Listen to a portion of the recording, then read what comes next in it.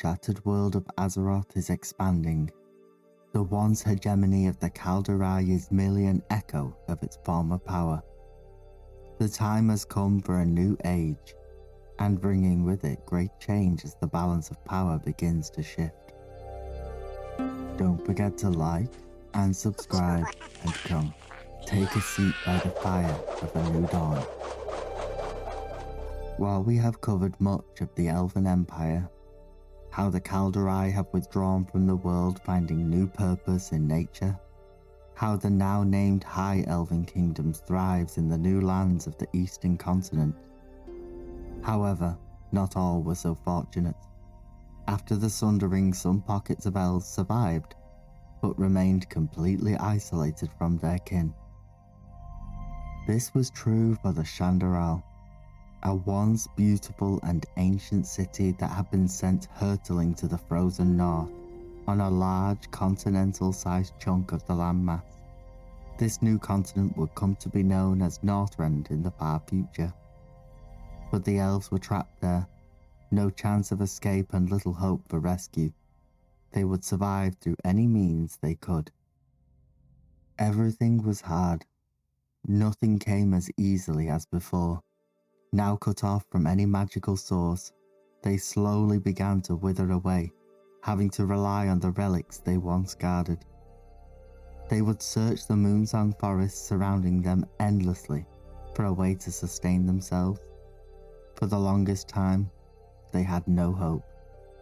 That was until they caught sight of blue dragons. The Blue Flight, after the devastating losses they suffered during Deathwing's betrayal, had retreated to one of their previous holdings. The Nexus Vault was a place where they could heal and continue their great work away from prying eyes, especially should the Black Dragonflight come looking. The elves watched them for a time, until they saw what they thought was their salvation. The Blue Flight could weave a spell to turn something into living crystal in order to draw arcane power from it. They formed a delegation and approached the apprehensive blue dragons, but each attempt to treat with them was met with disdain or open hostility. The elves eventually reached their limit. They would hatch a plan to break into the Nexus Vault and steal the magic for themselves, rather than let these blue dragons hoard the knowledge. They were successful in doing just that. However, the spell work to crystallize living things was not the only relic these dragons possessed. It was a veritable treasure trove of the arcane, and the elves could not resist it. It was in this greed that they tripped the alarms and alerted the dragons to their presence. As swiftly as they could, they fled and attempted to return to their people with the knowledge, but the Blue Flight pursued them relentlessly. Eventually, the elves managed to return, and in a last, desperate act, they unleashed the spell they had just stolen. The effect was not at all what was intended. The subsequent arcane explosion it released would not just turn a few trees to crystal, but the entire forest and all the vegetation, and the elves along with it, killing almost all of them instantly, and causing their spirits to be trapped for all time within the ruins, now an eternal monument to the devastation of greed. However, it has been some time since we covered the events on Draenor. The passage of time has hopefully been more kind to this sister planet, compared to the devastation on Azeroth, but at this time, most of the major events were being shaped by three extremely powerful wild gods that had made this planet their home. The first was Rukmar, a beautiful firebird that had feathers made of pure light and flame. The second was Anzu. While far less physically robust compared to the two others, he was instead possessed of a great cleverness.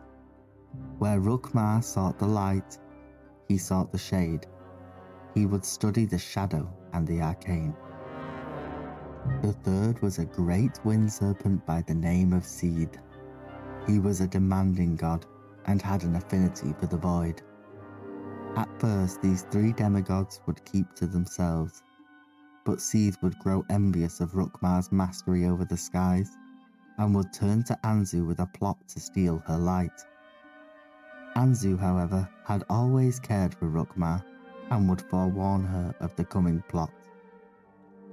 Seed set his plan in motion and attacked the great bird. She was more than ready for his assault, however, and easily evaded his attacks.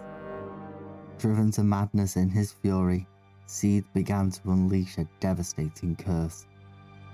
It was Anzu who delivered the killing blow, and would devour his body and the curse along with it, containing its darkness within himself.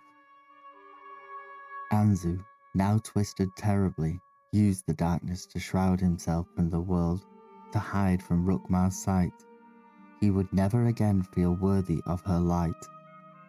Even though she called out to him many times and was moved by his sacrifice, she could not find him. So she would use her own life energies to empower the Kaldorei birds. They were transformed utterly. She named this new race the Arrakoa. They would embody her physical grace and majesty, but in his honor, she made them clever and possessed of great intellect to honor Anzu always. The lands of Arak, their true home, was infected by Seed's curse, though it was Rukmar's wish that one day her children would reclaim their home. She watched over them and communed with them often. She taught them many things, as well as the stories of the three wild gods and the dangers that a darkness like Seed would pose.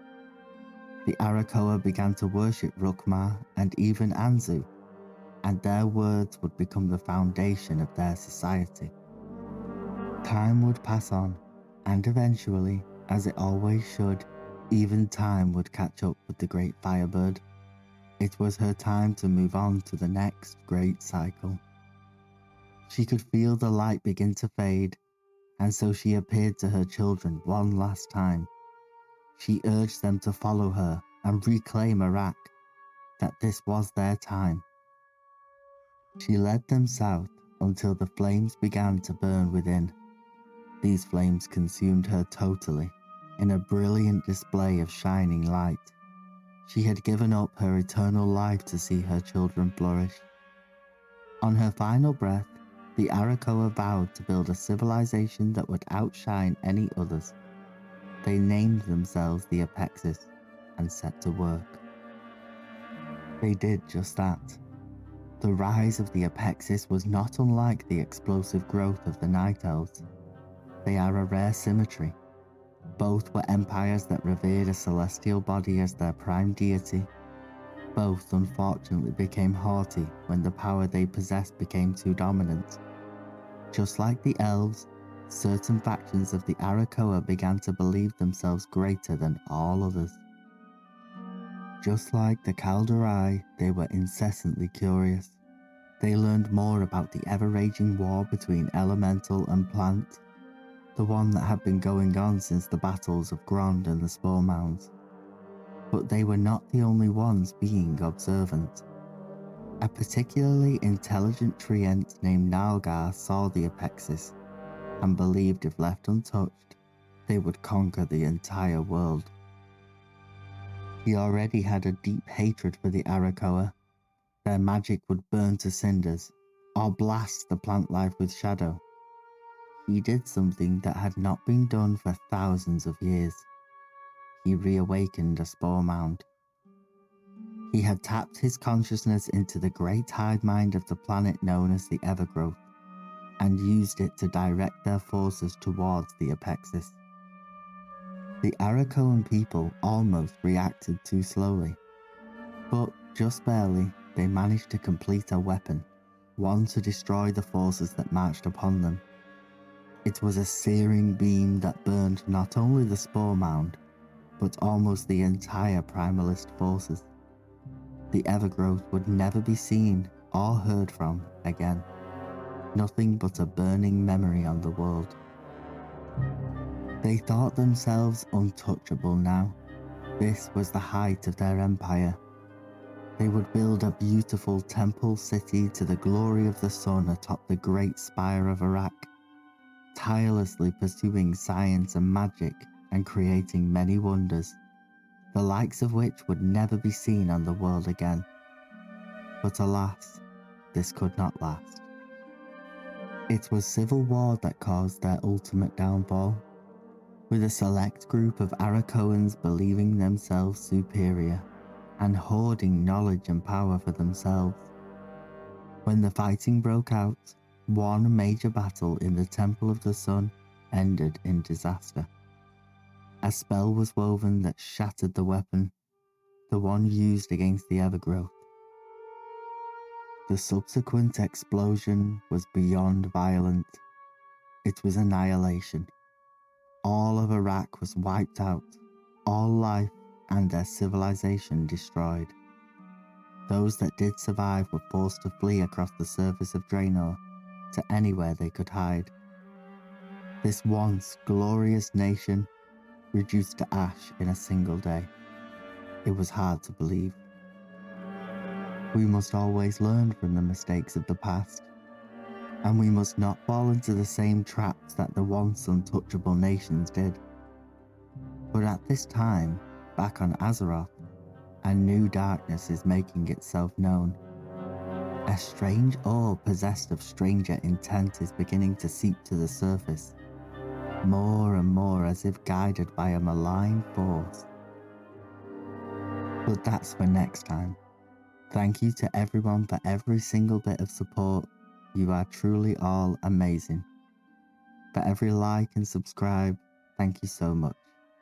And don't forget to come back anytime.